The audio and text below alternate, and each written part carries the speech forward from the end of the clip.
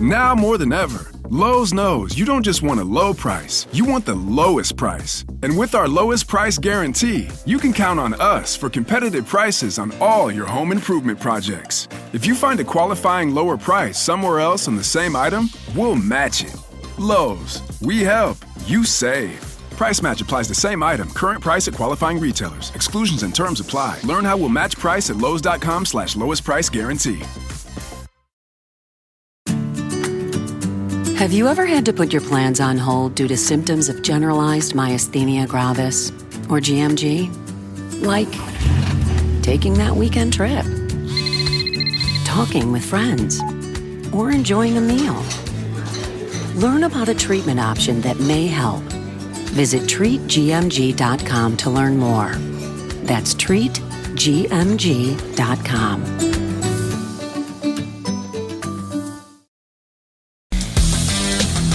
Hey, warmer from Evo! Welcome to lovely Las Vegas for Coast to Coast Hoops with myself, Greg Hoops Peterson, now part of the VSiN Family Podcast. We've got an excellent podcast for you guys. We're going to have our first two-part chat of the offseason. This is with Rocco Miller, who does great work over at Bracketeer.org. Taking a look at this great game of college basketball that we all know and love. Really, the lone piece of news that we saw in college basketball on Saturday is that Cedric Howard is actually going to be staying in the draft. He is going to be not going to Duke because he's going to be staying in there, and we did this prior to him deciding that he was going to officially say, but we're going to be talking about that dynamic. We're going to be looking at all these NBA draft decisions. We're going to take a look at the fact that NC State was able to pick up Darian Williams after he was in the transfer portal, and he decided that he was going to be leaving the draft and heading on over there. So we're going to be chatting about all that, and we're going to be looking at some of these teams that have just been able to revamp their teams here in the offseason. And if you do have a question, comment, segment idea, what have you for this podcast, you have one or two ways to be able to throw those in. First one is my Twitter/X timeline at @GUnit_81. Keep in mind, RCM, name does not matter. So as per usual, please do send these into the timeline. Other ways, find an Apple Podcast review. If you rate this podcast 5 stars, it is very much appreciated. From there, you're able to fire in whatever you'd like to hear on this podcast via that 5-star review. Did not get in any Twitter/X questions today, but everything is powered by EdgeBoost. EdgeBoost is making sure that bettors are able to access and utilize their funds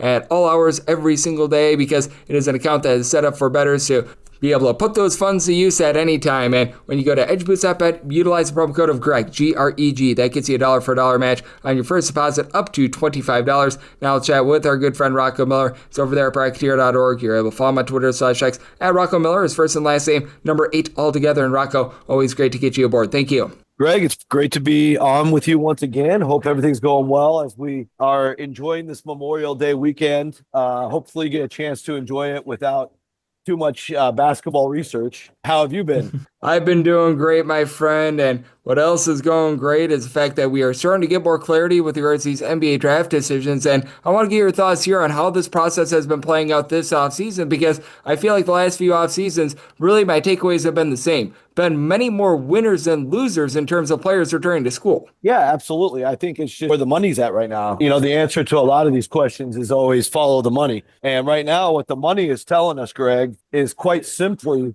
that if you're not a top 20 to 25 pick, maybe first round, let's just say to make it easy, so top 30 pick, it makes a lot more sense to come back to one of these bigger, high spending programs, whether you're coming back to the same program or staying in the portal and figuring out your best payday, because the money's gotten crazy. I think we heard over at USC, they paid Rice from Maryland upwards of $3 million. Last year, we were all making a big deal of Great Osibor at Washington making close to $2 million reportedly. The numbers just keep getting crazier and crazier. We see in college football, the Clemson quarterback reportedly making over $6 million a year. How many quarterbacks in the NFL are making that? And so carries over to college basketball as well. So it makes the decision process much, much different than what I think we were used to, before, especially, you and I are probably about the same generation, right? So it's just a different game right now. The landscape has completely changed. And so I think you see guys like Miles Byrd or perhaps Tahad Pettiford, who would probably be long gone in any other year, now more than likely going to come back, and even an Alex Condon at Florida. And I'm sure we could come up with another great list of players besides that haven't officially announced yet. No question about it. And I think that it's going to be so interesting to see what we all get in terms of these guys that are both in the transfer portal and are considering the NBA draft, like an RJ Luis as well, because I think that those guys are the real X factors this time of year. Yeah, definitely. Like RJ Luis is kind of hard to predict because I don't know what his situation is. It's been really quiet. But I do know that PJ Haggerty, there's going to be a huge price tag there. The latest rumor I've heard is Kansas State is very much the team to beat. I don't know the exact number he's going to get there, but it's similar to where, it's very clear that PJ Haggerty's out there going for the biggest bag possible. And you can't blame the guy. He's been an amazing talent since he played at Tulsa and, of course, carried that over to Memphis. He's good enough to be in the NBA right now, but I don't think he's exactly happy with returns he got in the early workouts. I think in ESPN's mock draft, he's somewhere in the mid 40s. Obviously, like I said earlier, if you're not in the first round or feel good about the first round, come back to college and get, just a bigger salary. It is what it is. And so, yeah, you've got Jameer Watkins also in that mix as well, kind of looking at different options. And it's kind of a crazy, crazy situation. But I think it's easy to read because you see what happened at like Duke with Coward committing, Cedric Coward from Washington State, who only played 6 games last year, just was a super hot name in the portal to the point where Duke got involved.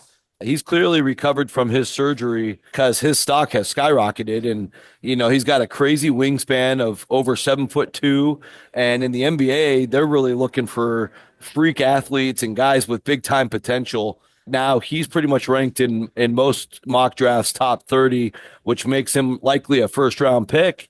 And you have to assume he's going to stay in the draft because Duke already went out and got Dame Sarr committed. That's the same position, same hole they had before Coward committed. So you can just read the tea leaves on some of these and figure out if the guy's going to stay in the draft or not. Yeah, that is so interesting as well, because I think that the Cedric Coward situation is one that is pretty unprecedented. As Rocco Miller, who does great work over at bracketeer.org, is joining me right here on Coast to Coast Hoops, because when these guys both enter into the transfer portal and announce where they're going to be transferring to while being in the NBA draft, typically 99.99% of the time, they just transfer to that school. They're going through the process to be able to get feedback. Cedric Coward is a very unique situation that he decided that he was going to be transferring to Duke, but he might actually just end up staying in the draft. And I can't remember too many scenarios where that has happened. Right. Yeah. And I think there are some of these guys now, and I think the list is small, probably a list of 10 to 20 when they go into the NBA draft process. And it's a lot of the guys we've mentioned already where they have their NIL agent. And then, of course, there's probably a connection to full-on professional agency, or maybe it's the same agent for both, that are basically negotiating,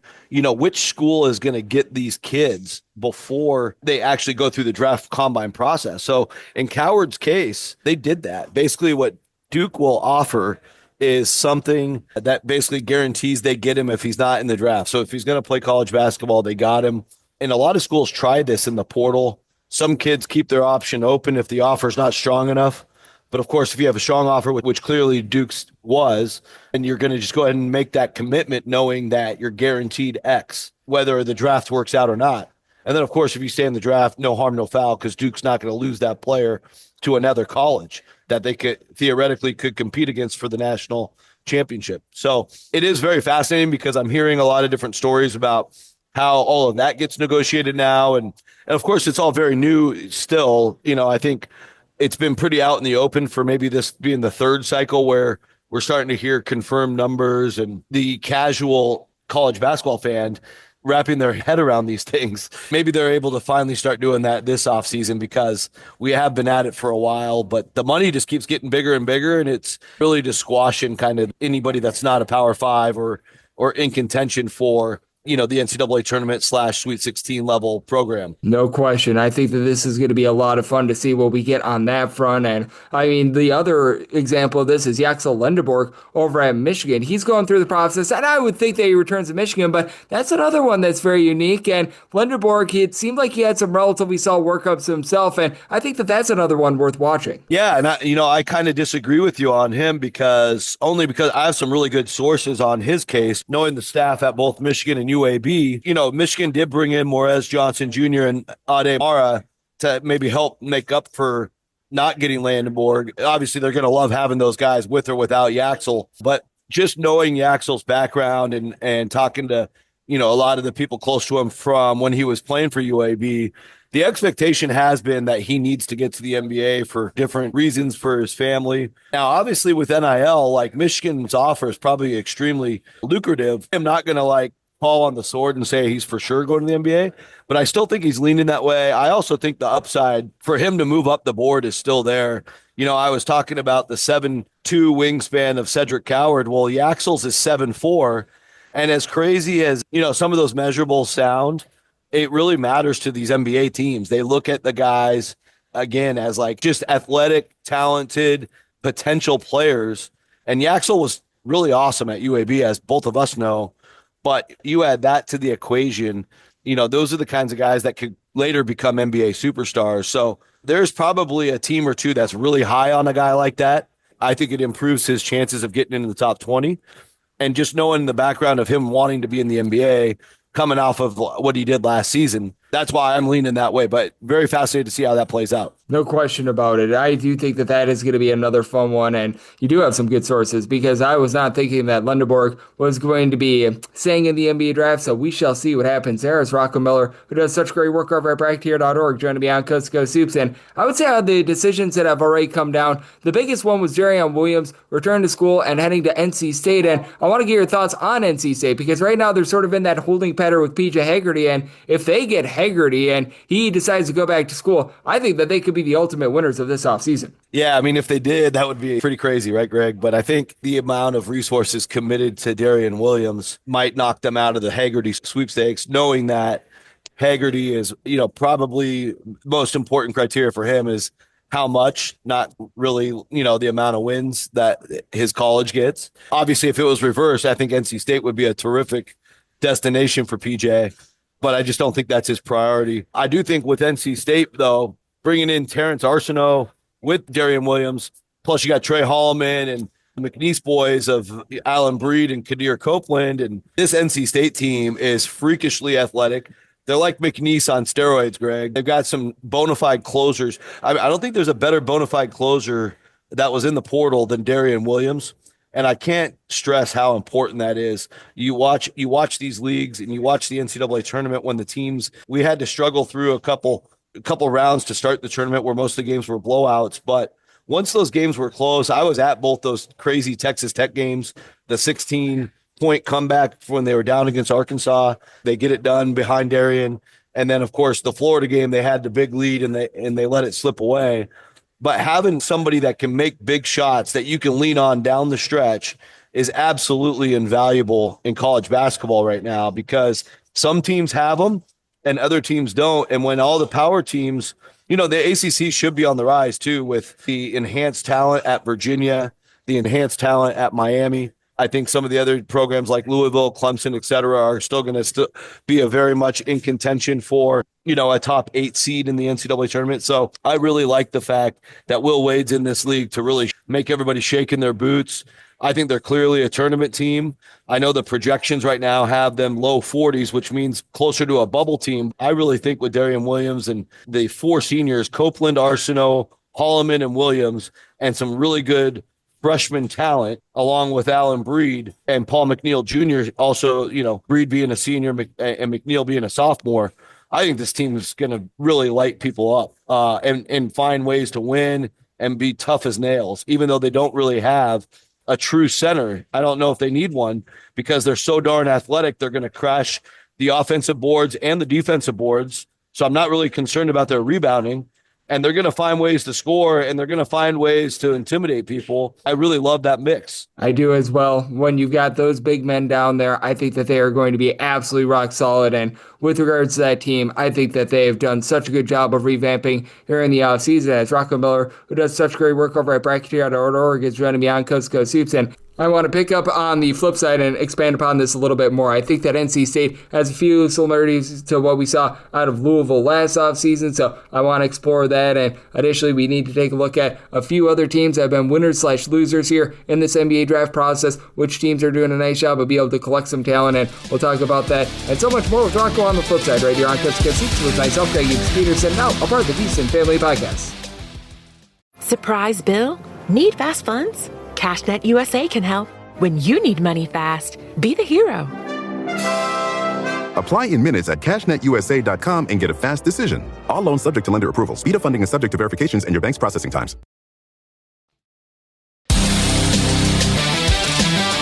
And we're back here in lovely Las Vegas for Coast to Coast Hoops with myself, Greg Hoops Peterson, now part of the VSiN Family Podcast. Great to be rejoined by Rocco Miller. He does great work over at Bracketeer.org. Take a look at this amazing game that we all know and love of college basketball. Follow him on Twitter/X at Rocco Miller, his first and last name, the number 8. And Rocco, we left off by talking about NC State, and I do want to make this comparison because I think that there are some similarities to what we saw from them this offseason along with Louisville last offseason. Am I going too far in saying that NC State is sort of this year's Louisville? Because with Louisville, they got a new coach, they brought in a bunch of talent, they were able to make a nice surge out there in the ACC. Just feels like there's a lot of parallels with them and last year's Louisville team, who I expect them to take more strides forward this year too.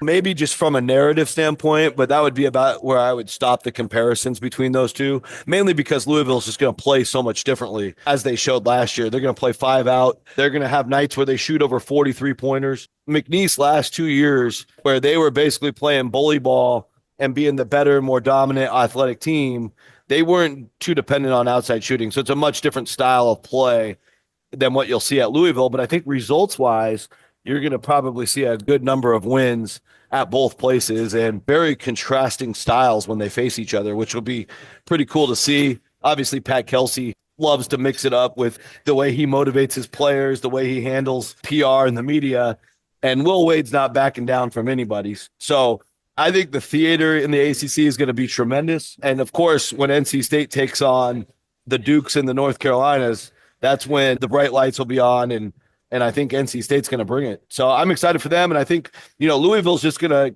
continue to fine tune what they were already able to do well last year, which was to, adopt that system that they were so good at the College of Charleston, doing it with better players and finding guys that are, love playing in the system. And I think that's what's so exciting for the Cardinals is just the fact that if you're a shooter and you like to, play space game, you want to get ready for the NBA.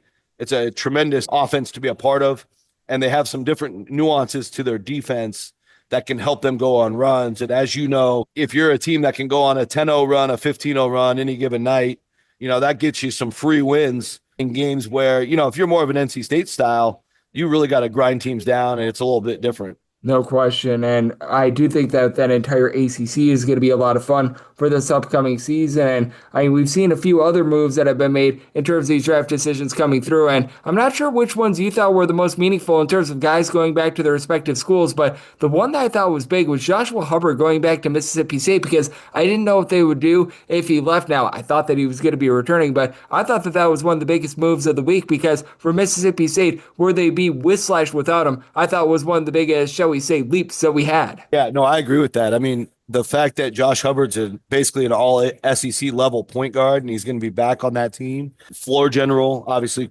really, really crucial with some of the nucleus they have there with Jaden Epps and Amir Ali and Sean Jones Jr.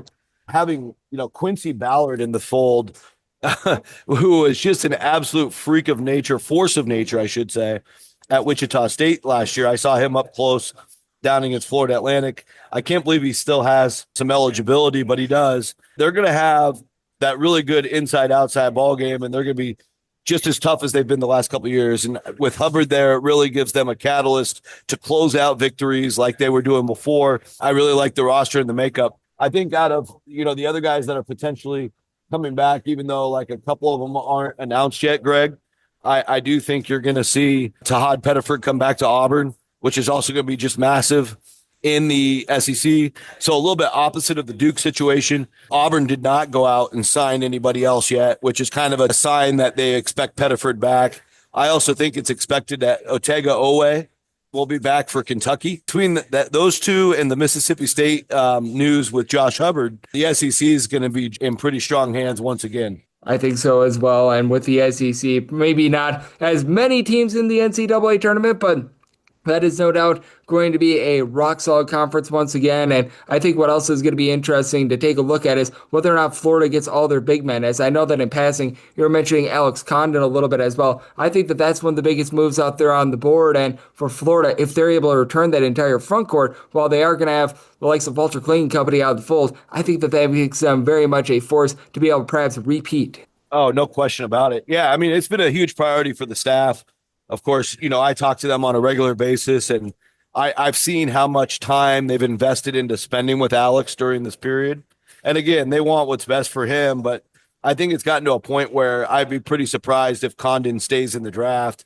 I think he's in that sweet spot of 35 to 45, which there should be enough money to offer Condon for that next season. And, with Tommy Ha already committed, and you heard the news about Ruben Chinyelu earlier this week, officially back, and Micah's back. So like you said, the entire front court, you add Xavier Lee and Boogie Fland, and the freshman CJ Ingram, he's a 4-star 6'6" kid that they can just use as a bench player. I think Urban will play a little bit more of a role off the bench than he did last year. And AJ Brown from Ohio, they really like him. He's a great defender, so they can use him interchangeably depending on situations. There's no doubt they should be in contention for a repeat. Now, I'm not going to predict that, but I do think they should be a little higher in the preseason rankings than you're seeing so far. I've seen them anywhere from 12 to out of the top 25, if you can believe that. I just can't believe they wouldn't be a top 10 preseason team, especially once the Condon news becomes official. Yep, I'm right there with you. I think that is going to be so impactful moving forward. And what are just some of the other decisions that you're waiting on here in the next few days? Because that's obviously going to be one of the biggest ones. Is there one or two more that you think could be real game changers, and ones where maybe it's not the difference between the team going to the Final Four or not, but maybe it's a difference of 10 or 20 spots in KenPom that still might be out there? Yeah, I think you have to start with Miles Byrd at San Diego State. It's starting to trend where he will come back. And that is a huge difference if they, with or without Miles Byrd. Obviously, they've got Reese Waters coming back from injury, who is a very talented player. But Miles Byrd's a huge difference maker, right? So with his wingspan and his ability to shoot the three and his ability to play San Diego State style defense, it's a big difference for them no matter what the story is with Magoon Gwath. I think last time I was on the show with you, I told you Magoon Gwath's coming off of surgery, which also, withheld him from exploring the portal too far. And so if San Diego State can hit a inside straight here and get Byrd back, get Waters back healthy, and get Gwath at some point next season back healthy, they'll be very, very tough and definitely the favorite to win the Mountain West tournament.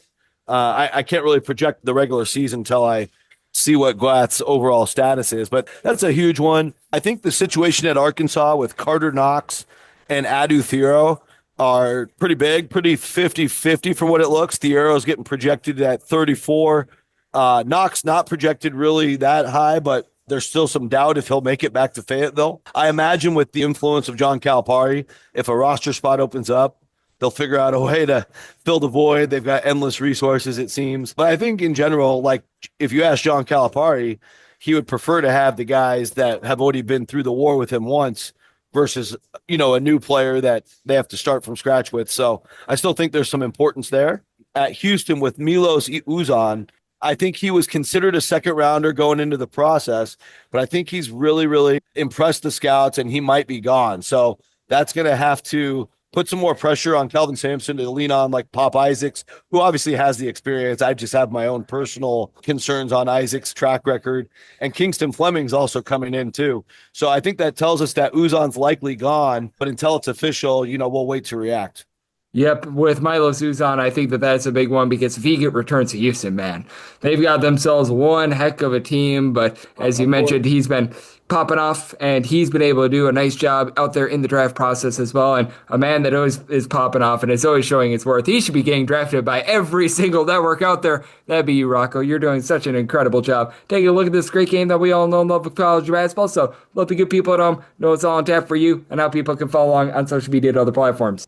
Yeah, thank you, Greg. I appreciate it. Bracketcheer.org is the website I own and operate. We're tracking non-conference schedules as we go. I'm actually helping with the process behind the scenes. Appreciate everybody's patience as we make sure all the data is officially signed before we put it on the website. But obviously, going into June, July, August, that will be your one-stop shop for all scheduling information, starting with the most important leagues in college basketball, the SEC, the Big Ten, and the Big 12, and then going down from there. On Twitter and Blue Sky, I'm at Rocco Miller 8. If you want to continue to support my work, we have a support button at the Bracketcheer website on the header, and we always appreciate those donations. And besides that, looking at several opportunities for next year to, continue coming on the G Unit Greg Peterson show, which is our favorite, but also other announcements coming soon. So I look forward to sharing that with you when I can. Absolutely. Rocco does such an incredible job taking a look at this amazing game of college basketball, and every single time he joins me, lends such great insight. So big thanks to Rocco for joining me on Coast to Coast Hoops, now part of the VSiN Family Podcast. And if you do like hearing from this fine podcast, Coast to Coast Hoops, you're able to subscribe wherever your podcasts, Apple Podcasts, Google Play, Spotify, Stitcher, and TuneIn. If you have a question, comment, segment idea, whatever you for this podcast, you do have one of two ways we offer those in. First one is my Twitter/X timeline at gunit_81. Keep in mind, LRCM, name does not matter, so per usual, please do send these into the timeline. And the other way is find an Apple Podcast review. If you rate this podcast 5 stars, it is very much appreciated. And then from there, you're able to fire in whatever you'd like to hear on this podcast via that 5-star review. And big thanks once again to Rocco for joining me in the last segment. And I'll be coming at you guys every single day throughout the regular season and off-season. So I'll be back with you once again tomorrow. Thank you. For more than 50 years, National University has been a military-friendly, yellow ribbon school that understands the importance of honor and commitment. With 4 and 8-week classes available, year-round enrollment, and more than 190 programs to choose from, we help veterans just like you define the next chapter of their careers. Learn more at nu.edu. That's nu.edu. If your job at a healthcare facility includes disinfecting against viruses, you know prevention is the best medicine. And maintaining healthy spaces starts with a healthy cleaning routine. Grainger's world-class supply chain helps ensure you have the quality products you need when you need them. From disinfectants and cleaning supplies to personal protective equipment, so you can help deliver a clean bill of health. Call 1-800-GRAINGER, click Grainger.com, or just stop by. Grainger, for the ones who get it done. You just realized your business needed to hire someone yesterday. How can you find amazing candidates fast? Easy. Just use Indeed. Stop struggling to get your job post seen on other job sites. With Indeed sponsored jobs, your post jumps to the top of the page for your relevant candidates, so you can reach the people you want faster. According to Indeed data, sponsored jobs posted directly on Indeed have 45% more applications than non-sponsored jobs. Don't wait any longer. Speed up your hiring right now with Indeed. And listeners of this show will get a $75 sponsored job credit to get your jobs more visibility at Indeed.com/PODKATZ13. Just go to Indeed.com/PODKATZ13 right now and support our show by saying you heard about Indeed on this podcast. Terms and conditions apply. Hiring? Indeed is all you need.